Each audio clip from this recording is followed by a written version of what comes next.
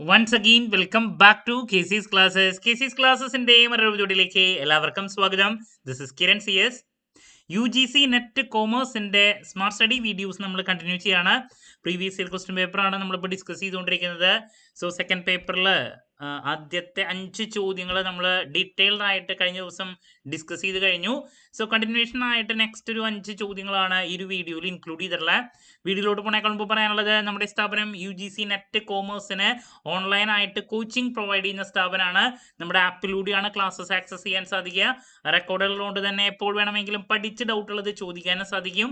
Syllabus oriented ആയിട്ടുള്ള PDF notes, MCQ practices, previous year question paper discussion, mock test, അങ്ങനെ സ്റ്റുഡൻസിന് വേണ്ടിയിട്ടുള്ള entire support നമ്മൾ പ്രൊവൈഡ് ചെയ്യുന്നുണ്ട് കേട്ടോ. സോ നമ്മുടെ ക്ലാസ്സിൽ ജോയിൻ ചെയ്ത് പഠിച്ച് UGC നെറ്റ് കോമേഴ്സ് ക്രാക്ക് ചെയ്യാൻ താല്പര്യമുള്ള സ്റ്റുഡൻസിന് ഡിസ്ക്രിപ്ഷൻ ബോക്സിലുള്ള എൻ്റെ വാട്സപ്പ് നമ്പറിൽ കോൺടാക്ട് ചെയ്യാം, ക്ലാസ്സസ് ആക്സസ് ചെയ്യാം. ഓക്കെ, സോ നമുക്ക് എന്തെങ്കിലും വീഡിയോയിലോട്ട് കിടക്കാം. അപ്പോൾ അടുത്ത ചോദ്യം ക്വസ്റ്റ്യൻ നമ്പർ 56 ആണ്. 55-ാമത്തെയാണ് നമ്മൾ ഇന്നലെ ഡിസ്കസ് ചെയ്തത്. ക്വസ്റ്റ്യൻ ഇതാണ്: which of the following are the key objectives of WTO? WTOന്റെ കീ ഒബ്ജക്റ്റീവ്സ്, വേൾഡ് ട്രേഡ് ഓർഗനൈസേഷന്റെ കീ ഒബ്ജക്റ്റീവ്സ് താഴെ പറയുന്നതിൽ ഏതൊക്കെയാണ്? Number 1, to set rules for international trade. Number 2, to resolve trade disputes.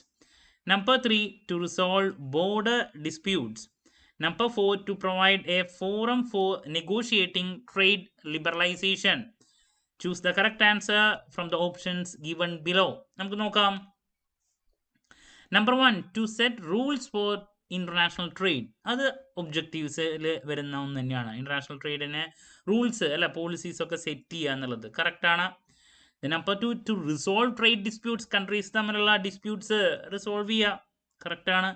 To resolve border disputes, അത് WTOന്റെ പണിയല്ല, ഒബ്ജക്റ്റീവിൽ വരും. Border dispute WTOന്റെ എന്താണ് ഒബ്ജക്റ്റീവ്സിൽ വരില്ല, അപ്പോൾ അത് വരില്ല.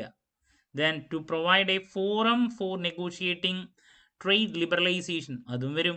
നെഗോഷിയേഷൻ കാര്യങ്ങളും WTOന്റെ ഉള്ളിൽ വരും. ട്രേഡിനെ റിലേറ്റ് ചെയ്തുള്ള കാര്യങ്ങളാണ് മെയിനായിട്ട് വരുന്നത് അല്ലേ. അപ്പോൾ ബോർഡർ ഡിസ്പ്യൂട്ട്സ് വരില്ല, ബാക്കി 3ഉം വരും എന്നുള്ളതാണ്. സോ ABD എന്ന് പറയുമ്പോൾ ഓപ്ഷൻ A ആണ് ആൻസർ വരാം. ഓക്കെ, ഈസി ആയിട്ടുള്ള ഒരു ചോദ്യം അല്ലേ.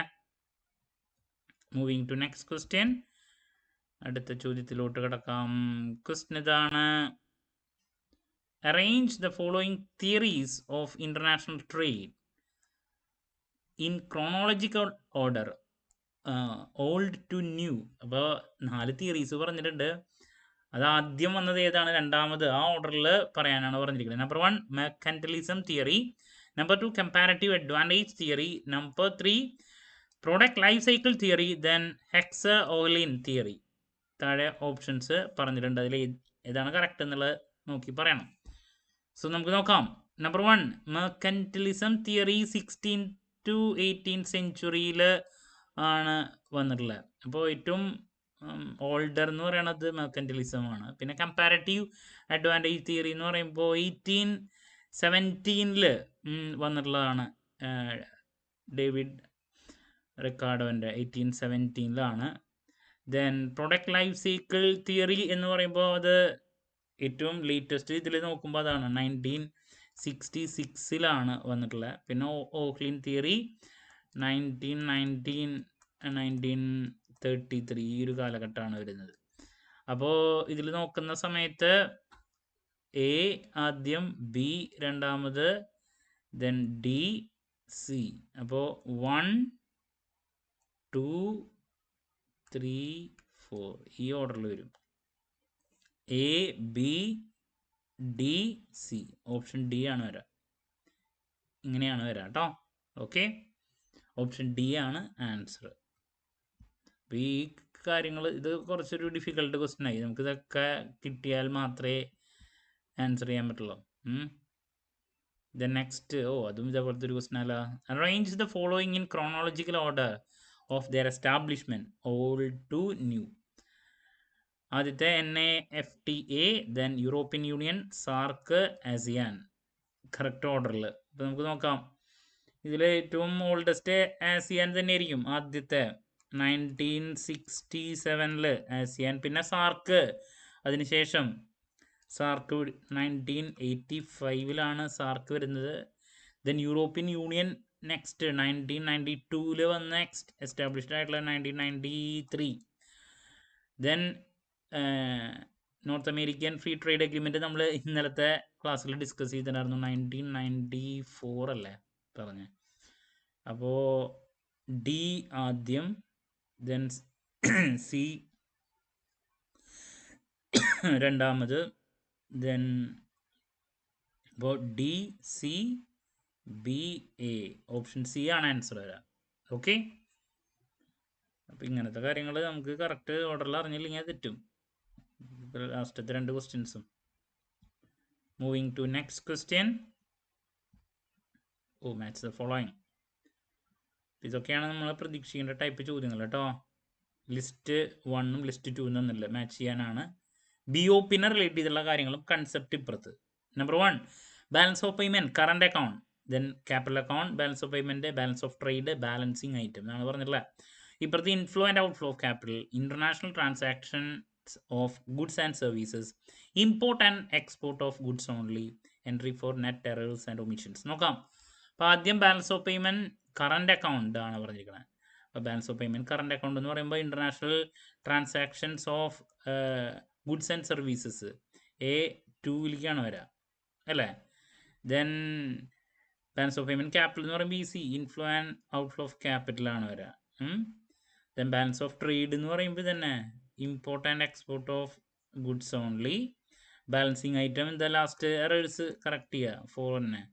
ദാറ്റ് മീൻസ് ഏതൊക്കെയാ A2 വരും, A2, B1 വരും, 4 ആവും ആൻസർ. അപ്പോൾ then C3 correct, D4.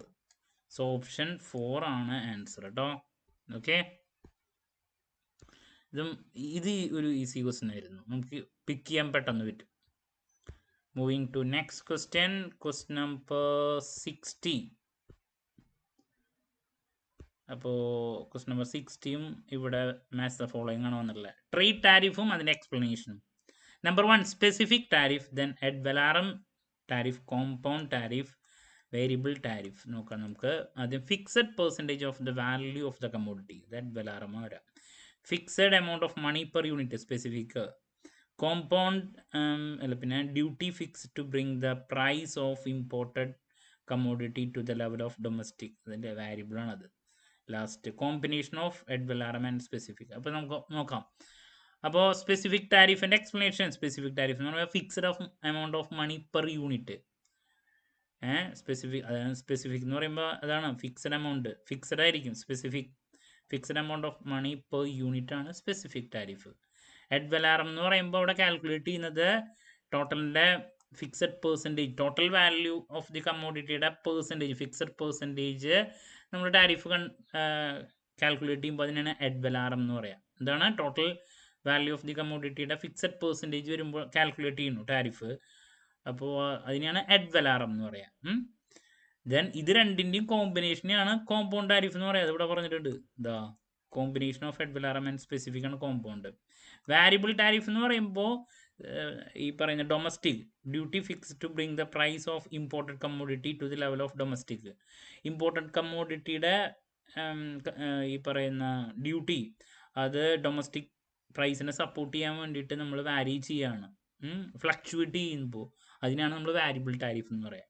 Okay, അപ്പോൾ അതുകൊണ്ടാണ് duty fix to bring the price of imported duty to the level of domestic support price. അപ്പോൾ അവിടെ ഒരു വാരിയേഷൻ വരുന്നതുകൊണ്ടാണ് വാരിയബിൾ ടാരിഫ് എന്ന് പറയുന്നത്. അപ്പോൾ ഇതാണ് ടാരിഫിനെ റിലേറ്റ് ചെയ്തിട്ടുള്ള. അപ്പോൾ നമുക്ക് ആൻസർ പോകണ്ടേ. അപ്പോൾ A2 വരും, A2 രണ്ടാമത് ആൻസർ. B1 കറക്റ്റ്, C4 ആണ് വരിക. അപ്പോൾ ഇതന്നെ ആൻസർ. D3, ഓപ്ഷൻ 2 ആണ് കേട്ടോ ആൻസർ. സോ ദാറ്റ്സ് അബൌട്ട് ഈ ഒരു ക്വസ്റ്റ്യൻ. ഇനി നമുക്ക് നെക്സ്റ്റ് 61ാമത്തെ മുതൽ മാറി. അപ്പോൾ നമ്മൾ ശരിക്കും പറഞ്ഞ സിലബസിൻ്റെ കറക്റ്റ് ഓർഡറിൽ ഇപ്പോൾ ആദ്യത്തെ 10 ചോദ്യങ്ങൾ നമ്മളിപ്പോൾ ഡിസ്കസ് ചെയ്ത് കഴിഞ്ഞത് എൻവയോൺമെൻറ്റിനെ റിലേറ്റ് ചെയ്തിട്ടുള്ള ചോദ്യങ്ങളാണ്. അതുപോലെ തന്നെ business environment and international business. ശരിക്കും ആദ്യത്തെ 5 എൻവയോൺമെൻറ്റും പിന്നെ 5 ഇൻ്റർനാഷണൽ ബിസിനസ്സും കണ്ടു. അപ്പോൾ 10 ചോദ്യങ്ങൾ നമ്മളിപ്പോൾ ഡിസ്കസ് ചെയ്ത് കഴിഞ്ഞു. അപ്പോൾ നെക്സ്റ്റ് ക്വസ്റ്റ്യൻസിൻ്റെ ഡിസ്കഷൻ ഡീറ്റെയിൽ അനാലിസിസുമായിട്ട് നമുക്ക് നാളെ കാണാം. അപ്പോൾ ഡെയിലി നമ്മൾ ഡിസ്കഷൻ വീഡിയോ ഉണ്ടായിരിക്കും. അതിന് വേണ്ടിയിട്ട് വെയിറ്റ് ചെയ്യാൻ നമുക്ക് വളരെ യൂസ്ഫുൾ ആയിരിക്കും. എത്രത്തോളം നമ്മൾ ഈ പറയുന്ന previous year question paper discuss ചെയ്ത് അതിൻ്റെ കൺസെപ്റ്റുവൽ ക്ലാരിറ്റി നിങ്ങളുടെ തലയിലേക്ക് കയറുന്നു, അത്രത്തോളം നമുക്ക് ഇത് ക്രാക്ക് ചെയ്യാനുള്ള സാധ്യത കൂടും. കാരണം കൺസെപ്റ്റ് കിട്ടിയാൽ മാത്രമേ നെറ്റ് ക്ലിയർ ചെയ്യാൻ പറ്റുള്ളൂ. ഓക്കെ, അപ്പോൾ നാളെ കാണാം. Thank you. എന്ത് ഡൗട്ട് ഉണ്ടെങ്കിലും കമൻറ്റ് ചെയ്യുക. പിന്നെ നമ്മുടെ ബാച്ചിന് ഓൺലൈൻ ബാച്ചിന് ജോയിൻ ചെയ്യാൻ ഡിസ്ക്രിപ്ഷൻ ബോക്സിലുള്ള എൻ്റെ വാട്സപ്പ് നമ്പറിൽ കോൺടാക്ട് ചെയ്താൽ മതി കേട്ടോ. ഓക്കെ, അപ്പോൾ മറ്റൊരു വീഡിയോയുമായി വീണ്ടും കാണാം.